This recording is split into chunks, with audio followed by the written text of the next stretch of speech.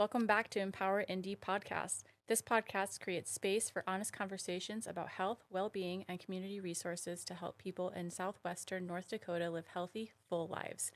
The Empower Indie Podcast is produced by Women Empowering Women, a nonprofit organization dedicated to connecting, supporting, and educating women to help them become the best versions of themselves. To become a member or learn more, visit wewnetwork.org. Today we're talking with birth doula Regina Martin about what it looks like to prepare for and experience birth. We cover what a doula does, how they support families, what to expect in labor, and how partners can feel more involved. We also talk about common surprises during birth, navigating unexpected changes, and what support looks like in both labor and the early postpartum days.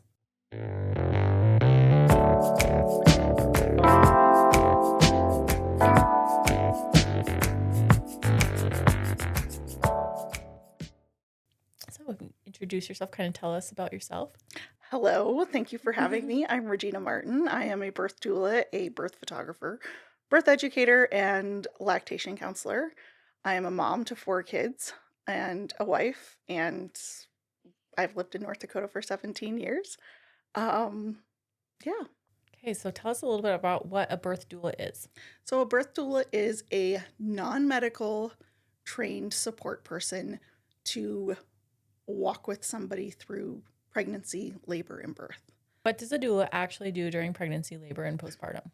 So during pregnancy, we will meet with our clients and we will talk about their hopes, their wishes, their preferences for their birth. We'll help them write a birth plan. We'll do a lot of education on the birth process, on their own, what their own expectations are, helping them form realistic expectations, talking about comfort measures and coping strategies and where do you hold tension in your body, and really just establishing a relationship with them so that when they go to have their baby and their doula shows up, like, this is a friend. This is someone that they have a relationship with. What are some common misconceptions people have about doulas? That we're midwives, that we only attend home births, that we only support families choosing to have an unmedicated birth, lots of things like that. Yeah. How is a doula different from a doctor, nurse, or midwife? So doctor, nurse, midwife, those are all clinical care providers, performing the clinical side of care. I mean, also the emotional support, all of that goes along with that. But a doula is there strictly for not to offer medical advice. We're non-medical support. We offer emotional, physical, informational support. So what are some things expecting moms wish they would have known before labor? How long it would take, especially that first time. I think a lot of people don't realize until afterwards that labor very rarely starts with a bang, especially the first time around. It's not like in the movies where, like, boom, your water breaks in the hospital and the next thing you know, you're screaming in the emergency room and Only if you're lucky. If you're lucky. I mean, I guess if we can call that lucky. Quickly be done. Yes. What are the biggest fears you hear from first-time moms? Tearing really badly. Yeah. C-section, something happening to their baby, something happening to themselves. Right. So how can moms mentally and physically prepare for labor before birth day arrives?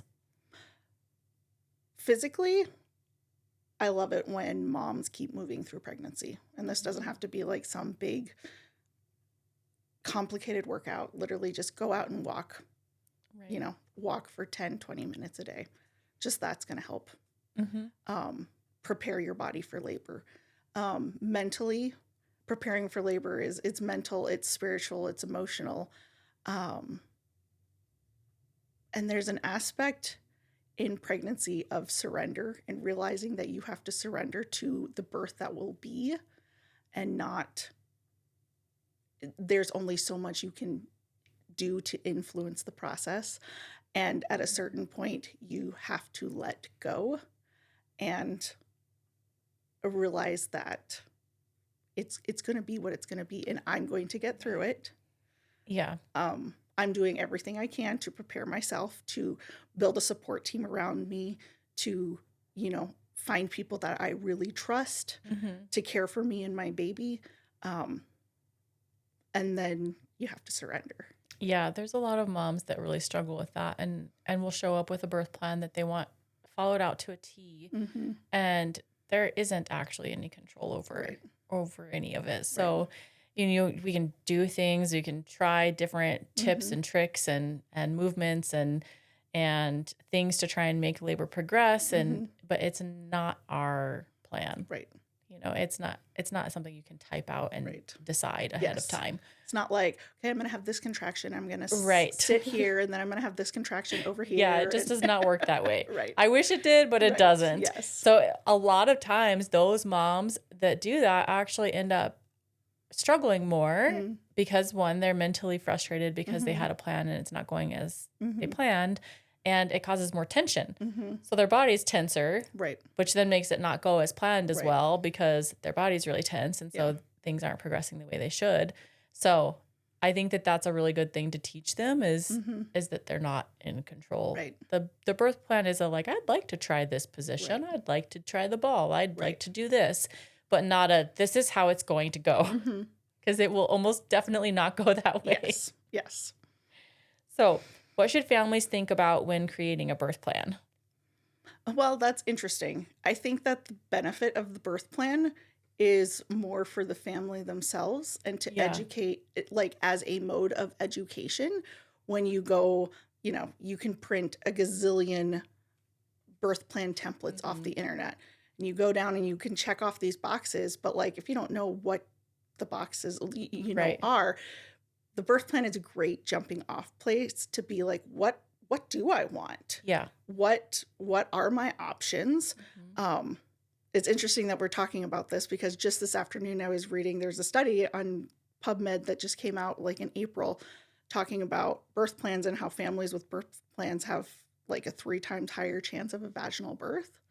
But be more so because it is a mode of informing yourself. Right. So they know more so. about the different positioning Right. methods. They know how to relieve some of the pain. They know, Mhm. they Right. know that movement is going to help. Mhm. And, the longer you can be up, the better. So they are educated on Mhm. those things. And that, if they go in with that mindset, I Mhm. think that's super helpful. Mhm. If they go in with the very strict of like, Right. this is what has to Right. happen, then it's not as Right. helpful. Right. Or even, I mean, there's so many different avenues that the birth plan conversation can Right. take you. But Yeah. I've seen many different things, and I'm sure you have too with birth plans. And Yep. When labor begins, what are some signs mom should pay attention to? um, don't. I mean, honestly, now, if your water breaks, you should pay attention to the acronym is COAT, the color, the odor, the amount, and what time your water broke. But other than that, if you start having contractions, maybe pay attention to how far apart they are. But like, honestly, if it's your first kid, go about your life. If you are going to sit there and like hyper focus and like count the seconds between every contraction, your labor is going to be so much longer. You're going to progress easier the longer you pay attention to it until you can't. Yeah. Go bake a cake. Go Go shopping. do something else. Yes. Until you like literally can't walk across the Yeah. living room, then maybe. Yeah. Like Go in. when you have to like stop and Yeah. breathe, or like you can't talk, then it's time to pay attention. Yeah. What tends to surprise moms the most once labor actually starts? I think kind of how chill it is. That again, like it's not just usually this big dramatic thing. We're like, oh, like I thought, it felt like menstrual cramps or, What comfort techniques do you find most effective during labor? water. Water. Get in the shower, get in the tub. That really is not quite the magic bullet, but it's a really helpful, Yeah. really, really helpful. How can moms stay calm and grounded when labor becomes intense? A lot of that comes down to the people around you. Mm-hmm. obviously breathing, staying in touch with your breath. Um, I find that people that have practiced yoga, throughout their Mhm. life or throughout their pregnancy, um, like they just tend to be tuned into their breath, um, just a lot more easily, Yeah. just because they're used to that. Mhm. Um, Honestly, just staying in your body, Mhm. staying right here, keeping your eyes closed, feeling the sensation in your body, feeling the floor under your feet, just these immediate sensations right in your bubble. And that's where you need to be. Mhm. I think having the family understand that and know what they can do to help you get to that place where Mhm. you're able to focus through a contraction really helps Mhm. too. Like them knowing what your comfort Mhm. is. What are some common mistakes families make during labor that can increase stress or exhaustion? Um, it's Eating. interesting. Yes, like not eating. Eating in Please front of eat. them. Oh, okay. What are we saying? I was gonna say eat. Anyways, going without eating. Yeah. Um, in this day and age, eating is pretty okay. Mhm. In most hospitals, most care providers, you wouldn't run a marathon No. without your gels and your snack bars and whatever. Mhm. Like, and at a certain point in labor, you're not going to want to eat Right. anywhere either. But up until that point, I was the exception. But that's beside the point. I was like 8 centimeters, and my babies would drop down, and all of a sudden, my stomach had room to expand. I'd be like, "Oh my gosh, I'm so I hungry." had a few moms that had, like, funny things that they wanted to eat the whole labor. It was, like, peanut M&Ms and, like, Yeah. different things that they're like, "This is what I'm." I didn't care what it was. It was just all of a sudden, like, I was ravenously Yeah. hungry. It's like, "This is gonna sustain me, okay? Yeah. I'm eating these M&Ms right Yes. now." But the other thing I would say too is, like, it was interesting you were talking about family, is I see that mistake too, where people are allowing extra people into their delivery Mhm. room more so, well, because they don't want to rock the boat. Because, Right. like, well, why wouldn't I have these people here? Mhm. But, like, birth is a very intimate thing. Yeah, and that And, skin to skin time afterwards is super right, important, and if it gets interrupted because people wanna hold the baby, it right, really should be a few hours at least. right. And it's That a lot harder to focus through contractions Right. when your father in law is sitting across Yeah. the room from you, you know? Yeah. I think having those people wait and understand why you'd like them to wait so that Hmm. you can get through that time and have that intimate time and have that skin to skin time where babies can regulate and you're comfortable and you're not worried about who's going to Right. get to hold the baby next. And also, who's going to see what? Right. Yeah. Like, Get all cleaned up, have the yes, baby, have the skin to skin time, have everybody yes, regulated and calm, and then we can yes, have everyone come visit. yes. So I think just having those conversations and understanding that it's okay to have those conversations and to say, I'd like this time with the three of us, Hmm. and Yep. we're going to have that time, and then Hmm. afterwards you can come in. Hmm. And I think families are a lot more open to that once they know ahead of time that that's Hmm. the plan. Yeah, absolutely.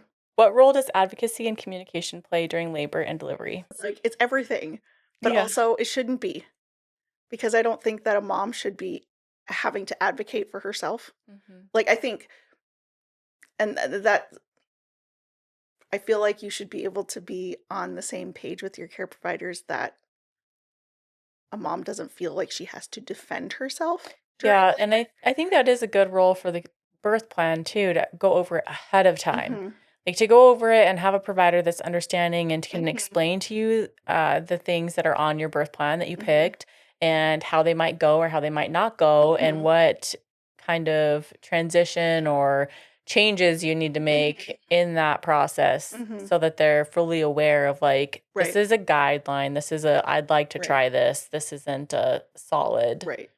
And honestly, the best advocate in the room is dad. Yeah.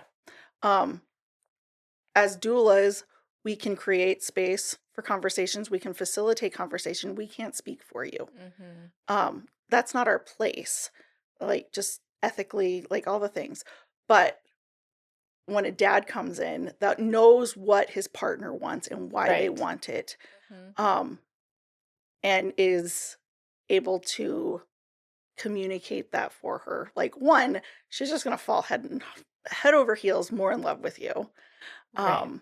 But it's kind of heard in a different way as well. Mm-hmm. And I think it helps to feel that support and sometimes when they're really struggling to be reminded why they wanted to do something and why they were pushing for that. Mm-hmm. And then it gives them a little bit of strength too. Mm-hmm. Yeah. So if you could change one thing about how we educate families about birth, what would it be? I wish there was more just general education on the physiological birth process and how the body works. Right. I think that education on how the body works uh, and how birth works removes so much fear from the process, brings a lot of understanding into the process. So just overall, just education on. I had somebody tell me the other day that, well, anyways, I walked away from the conversation. I was like, that was not physiologically possible, but okay. But like that was their understanding of what the conversation they'd had with a care provider. Right. And I didn't take the time to like it wasn't my place to explain or anything, but it was just like that was yeah.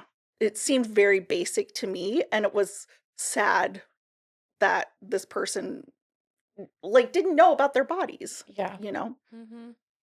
So what are some things moms are often unprepared for after delivery? The fundal massage. Yeah.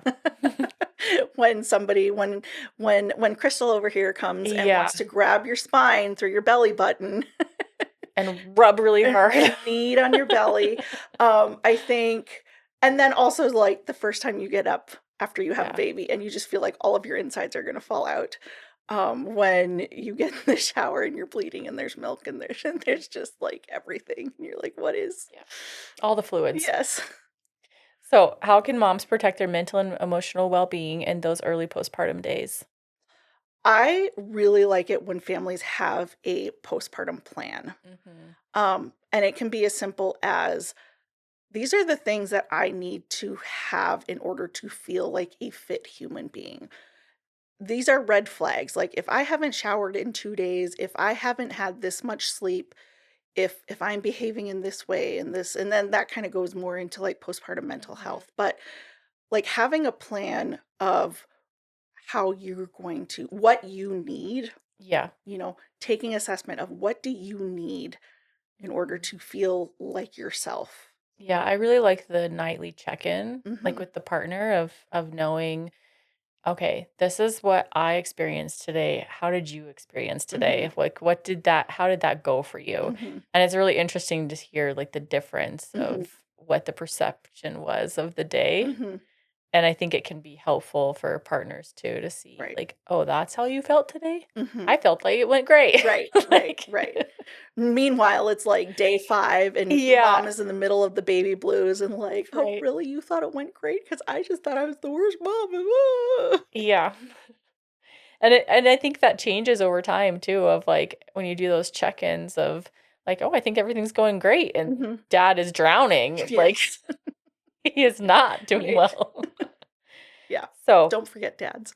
mhm. What are signs that a new mom may need additional support after birth? I mean, she's a new mom. Yeah. Every new mom needs support.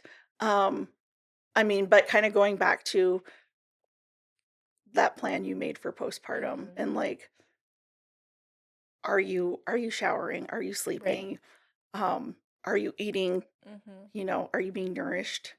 Are you getting a little time outside in the sunshine? Whatever that looks Right. like for you.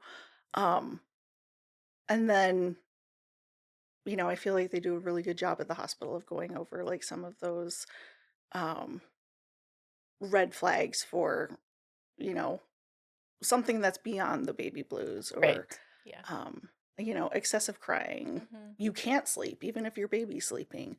And you're just going for 48 hours, Yeah. like manic almost, Mhm. like those are some signs that Yeah. So, and then there's also, that some of it is it might just be like you are a person that has to have their kitchen sink clean every night. And so like that's the thing that you delegate to somebody Mhm. else afterwards is like, please just keep the sink clean. Mhm. Like, please just keep the laundry picked up. Mhm. Put the laundry away and I will handle everything else. Yeah. Like if it's that one thing that they could Mhm. identify ahead of time that really is like a stressor for them Mhm. with housework and things like that, then that's always a good thing too. Yeah. Mhm. Okay, so what does a positive birth experience actually look like? Really, it's so individually defined. Mhm. Objectively, it's a birth experience where the birthing person felt respected, they felt heard, they felt seen, they felt like they were included in the process. This is not just a process of, them being the carrier and a baby Mhm. being taken out of them. And I think just healthy mom and baby too, like Mhm.